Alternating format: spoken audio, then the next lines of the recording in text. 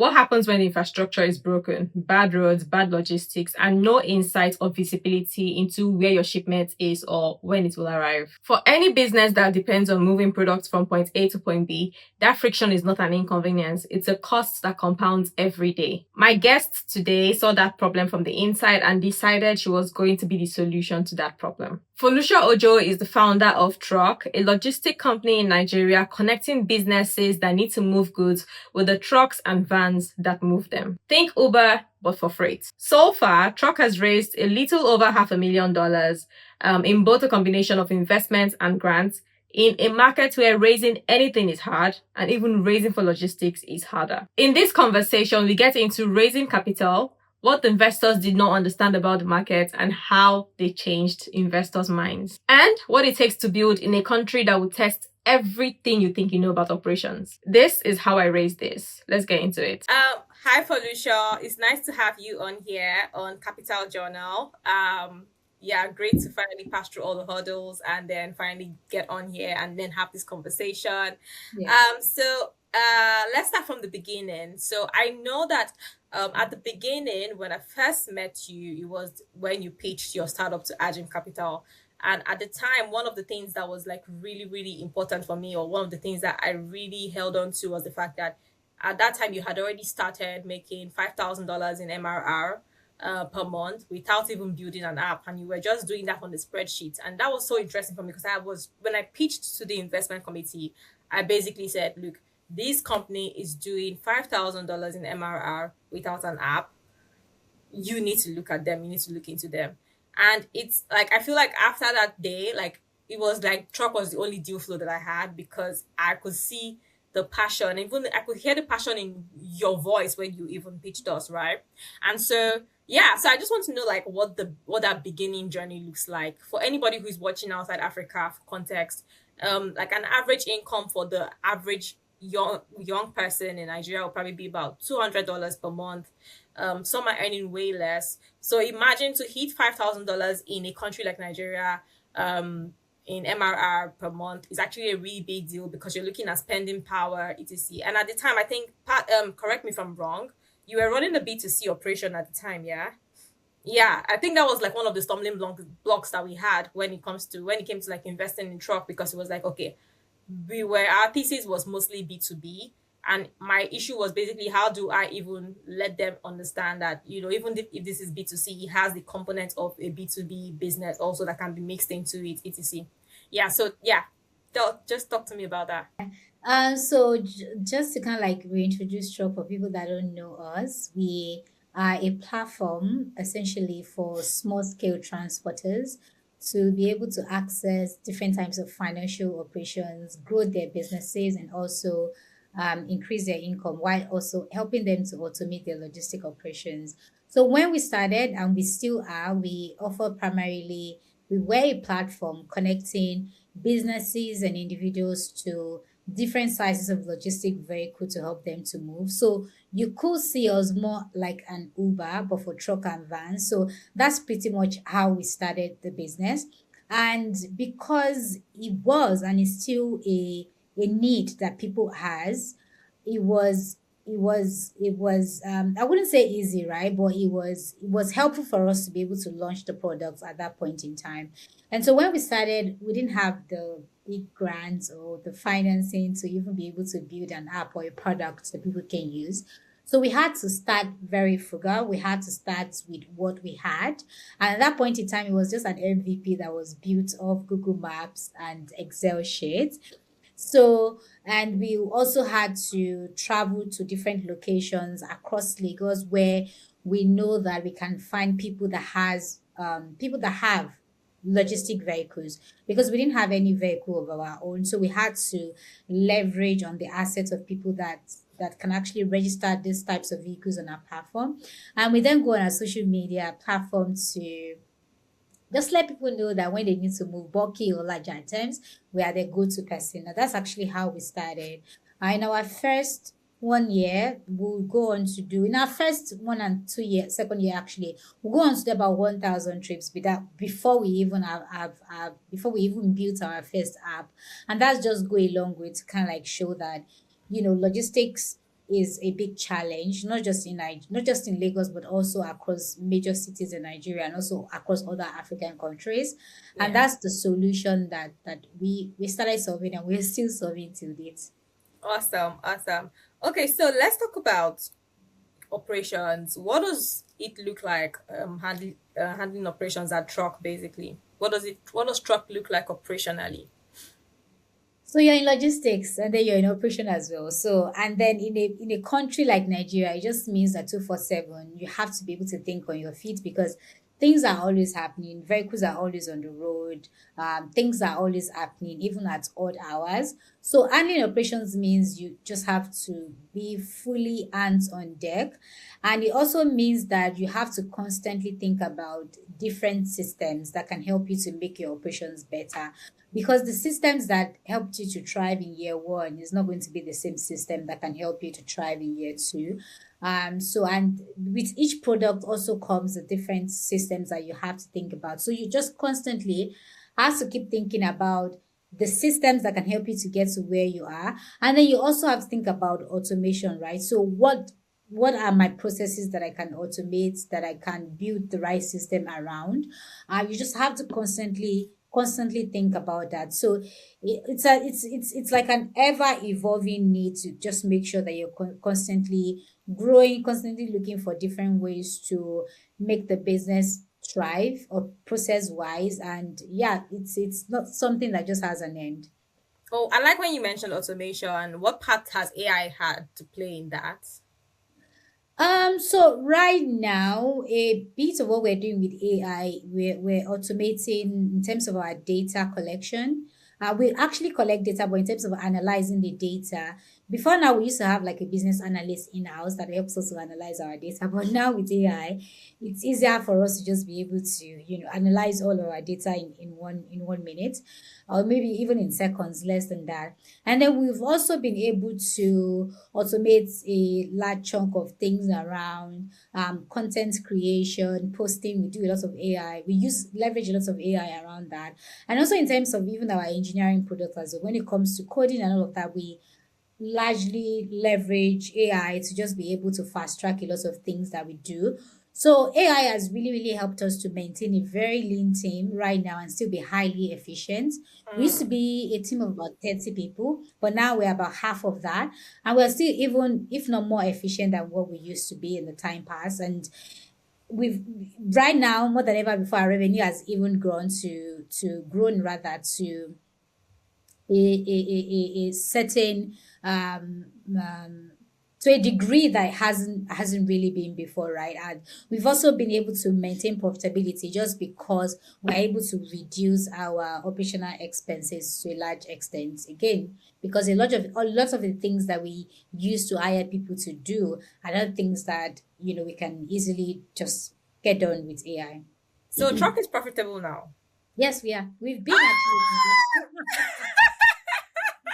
actually since last year. Are you Yes, serious? we've been When did since. you hit profitability? Walk me through how that process went. So it actually started in 2024. Yeah, in 2024. Mm. Q4 2024. But then I wouldn't say it was full profitability because some months we hit profitability and then the other months is back to negative. But since 2025, we've actually been able to. So it's profitability is just basically two things: reducing your expenses and also making sure that you're increasing your revenue. And then we're able to achieve both, and that helped us to just be able to stay positive. Initially, we just had to make sure that we're EBITDA positive, and now at the point where we've actually been able to also hit net profitability as well. So, Yeah. and we want to be able to continue on that part, just making sure that as a business we remain profitable. And Yeah. then even though we're also still trying to kind of like raise fund, we're trying to making sure that we are only leveraging on that to drive growth and not necessarily to kind of like drive the overhead cost of our current revenue. Right. You mentioned, I mean, given the fact that you're profitable, yeah, you also mentioned that you're trying to still raise funds. A lot of people would not be able to understand that dynamic. What are you raising funds for? How much are you trying to raise right now? What at what valuation, and um what do you intend to use those funds to do?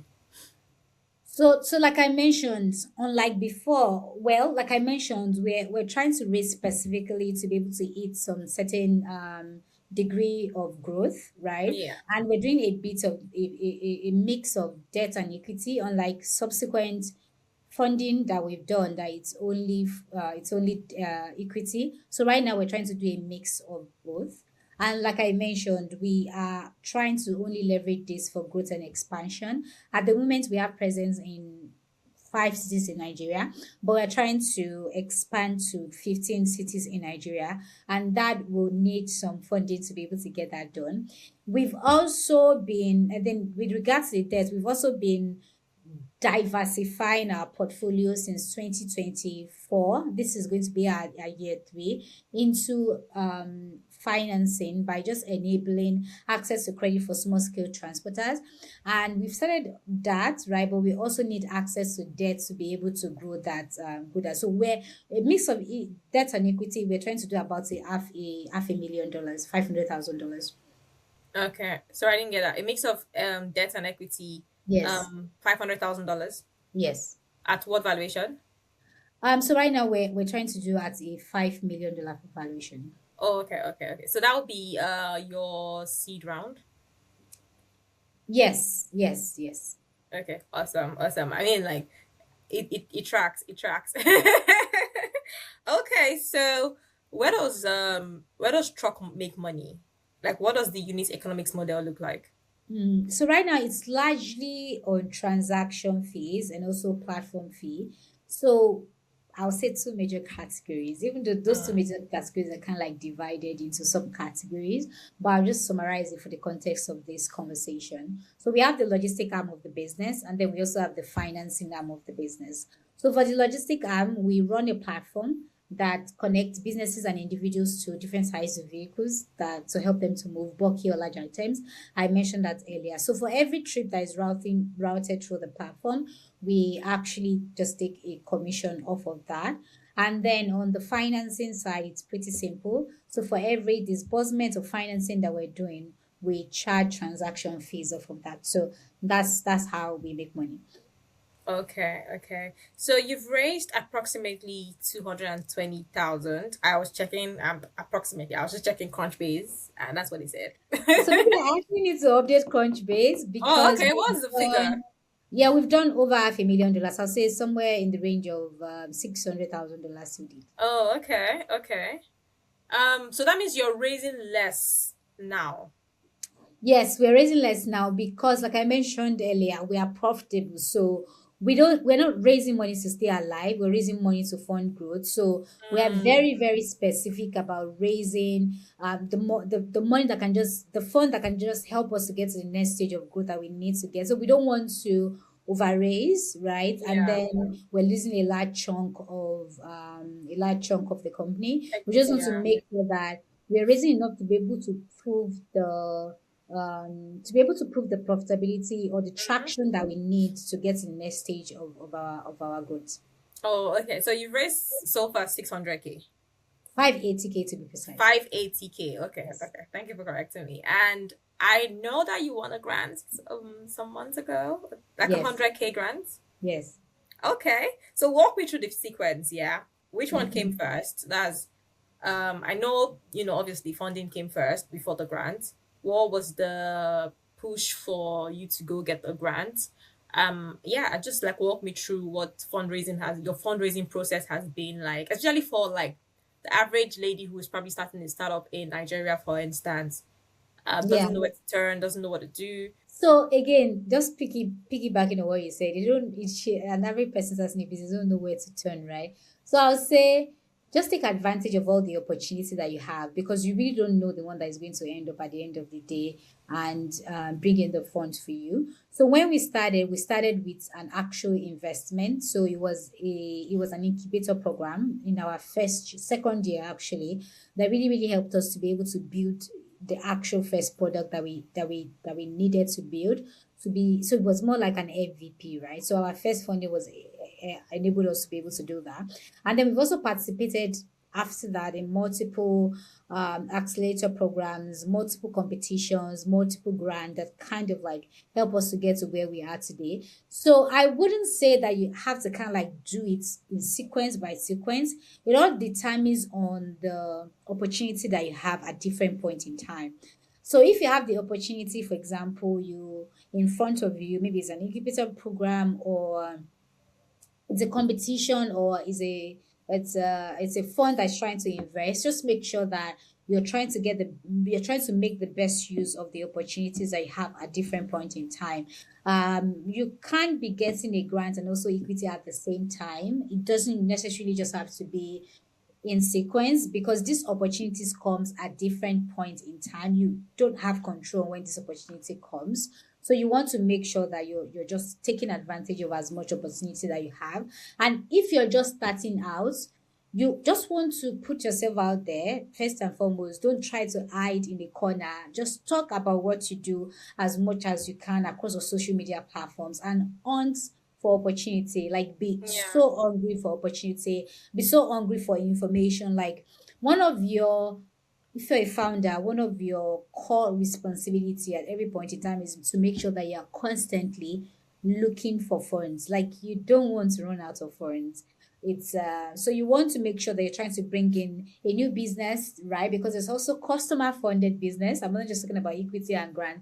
So you always want to make sure that you're trying to bring in revenue for your business. You're trying to bring in grant. You're trying to bring in, equity. So all sorts of money that you can bring into an organization, you want to make sure that you're taking advantage of all of those opportunities to just help you to continue to stay alive and also drive the growth of your business.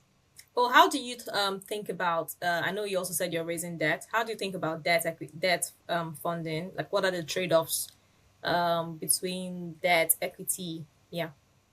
So I'll say it all depends on what you're trying to achieve as a business and also on where you are. For example, when we started, we didn't for like the first 5 years, we didn't really have any conversation on debt because at that point in time we didn't even have the product that we can fund through debt. So we focused majorly on just equity and grant because at that point in time we needed the resources to be able to help us to grow our products, hire people, to just help us to prove our products market fit. And at that point in time, we couldn't be having a debt conversation because with debt, you actually have to be able to pay back the funds at a designated point in time. So and then when we started our financing products, and then we have a bit of traction to be able to determine when and how we actually make money, right? It becomes easier at that point in time to be able to start structuring debt, right? Yeah. But earlier, we couldn't have those conversations. So the trade-offs for equity, you know that you're giving a part of your business, right? Some people see equity as a free money. You know, equity is not a free money. Because at some point in time, these investors also want to be able to get ROI on their investments. They also want to be able to get some form of multiple. They want to be able to exit at a certain stage. So you need to know for a fact that you're actually giving off a part of your funding. And at some point, these are actually the same investors that is going to be having, depending on the right that they have. Some have voting rights, right? So you want to be sure that you know the kind of people that you're, because it's like a marriage. I mean, an average deal will probably take about 5 years, for example, before they exit. So you want to be sure it's the kind of people you can have a long time, or it's a type of fund rather that you can have a long time relationship with. Like I said, you're giving off a part of your company. Yeah. And then with debt, you also have to be sure because debt is also not free money. Debt is fund that you have to pay back at a certain period point of time with interest. So you also have to be sure that you've been able to define and also have traction from a unit economics to the extent that you can actually pay back this funds as at when due. For grants, this is actually the best. Every founder wants a grant because with grants, you don't have to struggle with either paying back or worry about giving the wrong people control of your company. They're just giving you fund with the hope that you'll be able to use it for the growth of your business. So anytime, any given day, I'll go for grants, right, over all the other types of funding. Yeah. But in instances where, like I said, you want to make sure that you want to make sure that you're taking advantage of all the opportunities that you have. So it could be grants, it could be debt, it could be equity. You just have to be sure that you know where your business is at different Hmm. points in time, and then you also know what your business needs. And also, I think grants sometimes can be quite difficult to come by. Yes, yes, Yeah, they're not yeah, things that you just like walk into regularly. yeah, yeah. Which is why I'm really like interested in, um, the fact that you have managed to get. How many have you gotten so far? One, yeah. Grants, no. So far we've gotten about three grants, Exactly. So 3 or 4 I grants. feel Yeah. like, I mean, I feel like you have your way with these things actually. Yeah. So let's talk about when you first pitched your first investor. What was the biggest thing you had to convince them about? Like, what was the thing that the investor did not understand about your market, and how did you convince them? So, so I would say the first misunderstanding actually comes from me, not even from the investor.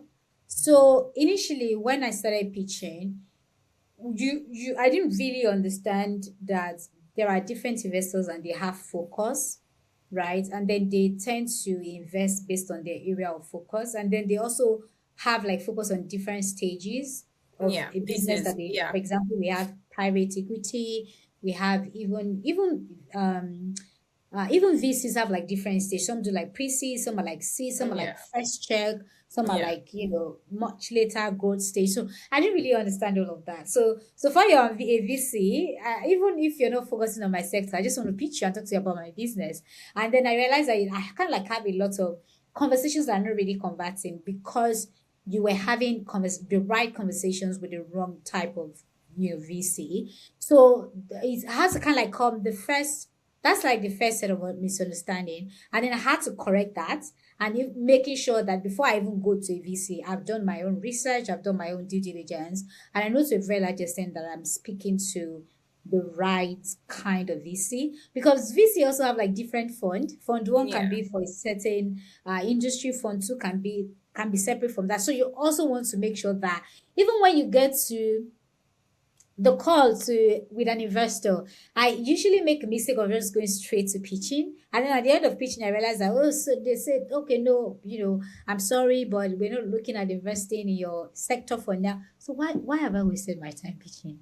So right now, I want to make sure that the very first set of conversations is mostly an intro call. I want to understand as much about that particular fund first to even ascertain that they are fit. If they are not fit, then it helps to kind of like structure my conversation. So maybe they can refer me. Maybe I can just tell them about my business for the sake of them knowing, but not just for the sake of them investing. So those are the first set of misunderstanding or set of ignorance rather that I had to clear and then that I had to learn. And now mm, I've actually gotten better. There are some opportunities that I don't jump at anymore because I know that they are not the best fit for me. yeah, So I by going for the right opportunity, by going to the kind of people where you can have the right kind of conversations, and then they are fit. It helps me to just be able to kind of like structure my conversations to the right people.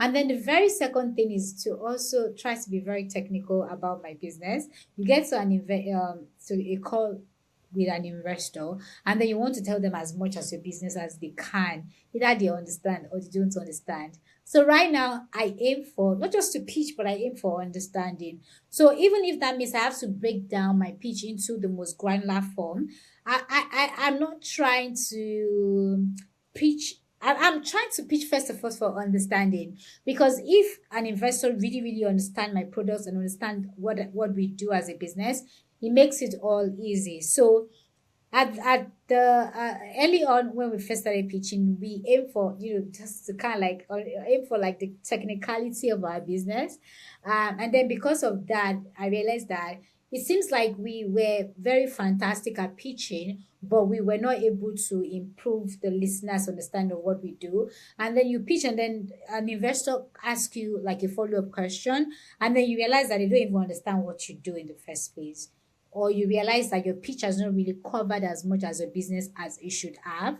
So right now, I try to make sure that when I pitch, I get investors to understand my product, what I'm selling. And I also try to ask follow on questions to just be sure that they understand. I don't want them to walk out of a meeting with me, not even know what I do as a business, because then we need to talk to them. I see about my business, then we need to maybe talk to other people about what I do. So if I'm unable to get them to understand, then you can just imagine how the next set of conversations for them is going to look like, right? I So mean, those are the things that yeah. I like aim for right now that I've learned to do differently over time. I mean, I think it all boils down to how they say, like, if you can't explain your business in, is it 5 lines or something like that? Yes, yes, I yes, mean, yes. LinkedIn bros have like a way of putting this thing. Sometimes I cringe at the things they say, but like sometimes it makes sense. Okay, so my next question is, what almost killed your company and how did you survive it? Hmm. I low-key think I know the answer to this, but Well, yeah, so I'll say two things. So the first one is actually running out of funds. So running out of funds is like you're driving maybe at a 180 or maybe even at a 120 at a particular kilometer, and then you just run out of fun. You just run out of gas. So you can imagine how that is going to be. So for us as a business, we actually got to that point where we ran out of money. So and at that point in time, it looks, and there were different stages of that. It wasn't just a one-time thing. It was like things that happen multiple times. It yeah, happens the first time you got another fund, you kind of like, go by, you move on, and then it happens again and again. And so now it got to a point where it just looked at, especially with the winter, the the fundraising the winter. funding winter that happened from like 2024 also really, really affected our business negatively, because that also means that we were unable to raise fund in like 2024. And yeah, that literally almost killed us. And we then had to, make the hardcore decision of really, really restructuring the business to be customer funded rather than investor funded. And it's still the same mindset that we still continue to live with or operate with even as of today. So we had to Yeah, change our system, because your customer funds are like the only thing that you can rely on as long as yeah. you're providing solutions and services.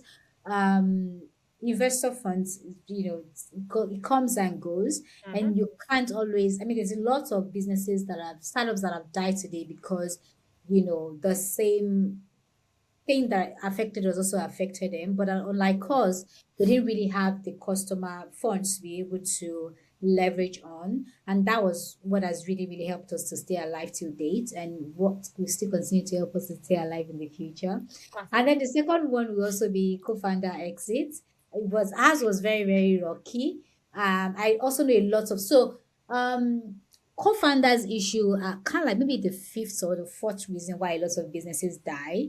And for us, we also went through that phase as well.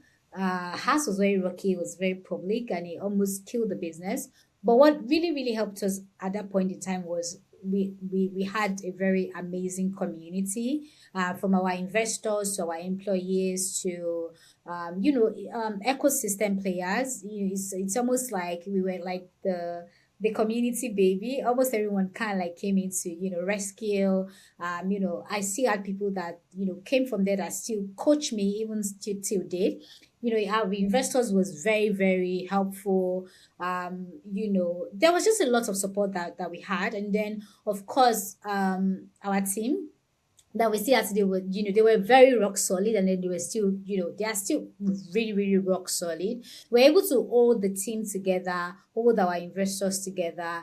And of course, I was now able to come to actually drive the affairs of the company. And that was also very, very helpful as well, to just help us to navigate that season and still remain operational even at Saturday.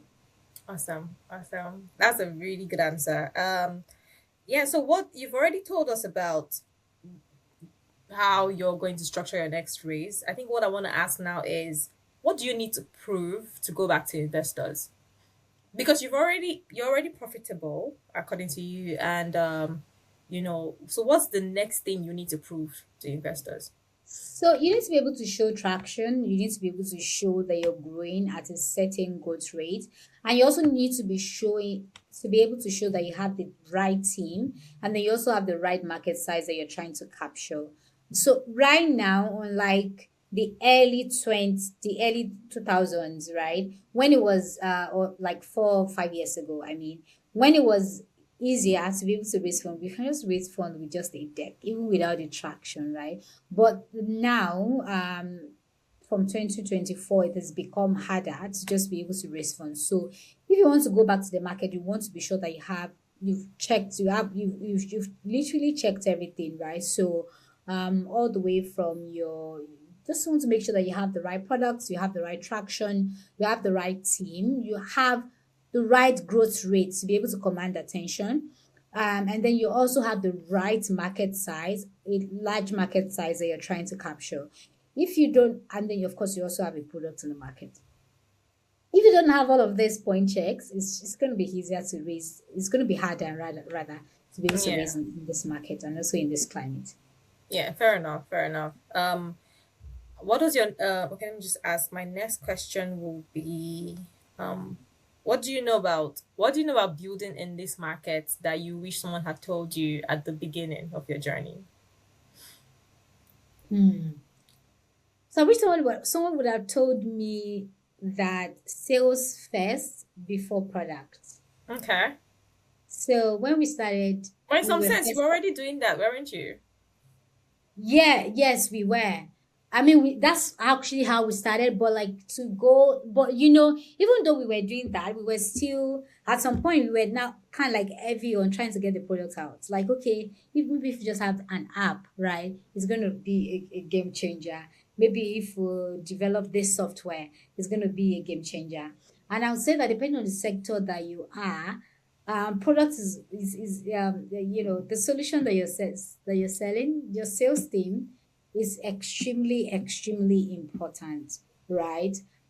So being able to focus on growth, right, over product is extremely important. There are some instances where this go in hand in hand, right? You have to build a product to actually be able to achieve the growth that you want.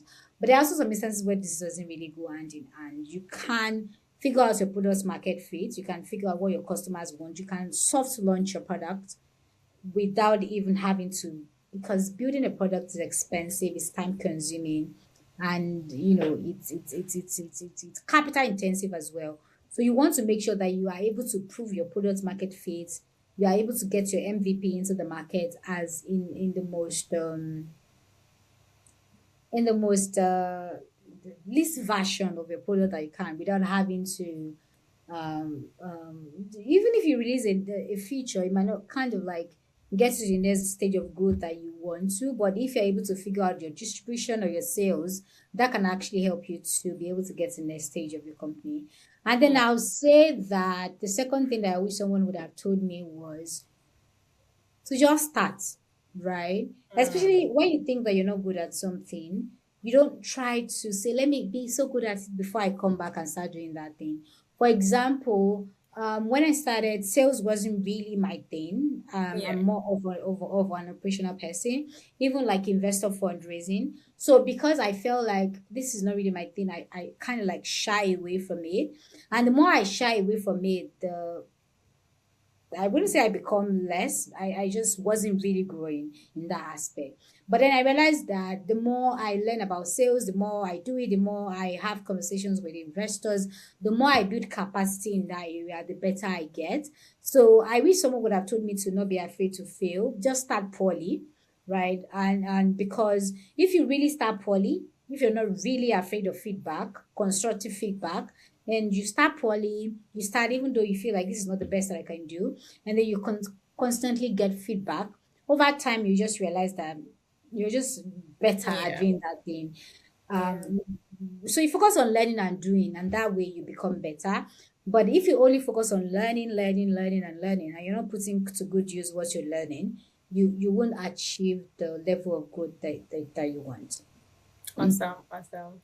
And that's actually all the questions that I have for you today. I think my last question would be, who do you think I should interview next and why? So I think you can so I'll say Ifeoluwa, that's the founder Okay. of Air Tracker. She's Okay. very awesome, and she's also someone that I respect so much. And she's actually very open. She's a very open person. Okay. So you can, and then you can also try Frank Williams. He's also Okay. the founder of Lingawa. He's also very, I also respect him. He's very down to earth, and he's also open to having a great conversations as well. So yeah, Awesome. those are the two people that I would recommend. Thank you. Thank you. Thank you for coming on this, interview. It was really great having you and great to learn from you. I learned a lot. Yeah, and I'm very certain that my audience too would have learned so much from this interview session. Thank you. Thank you for having me. I love Yeah. being here as well. Yeah.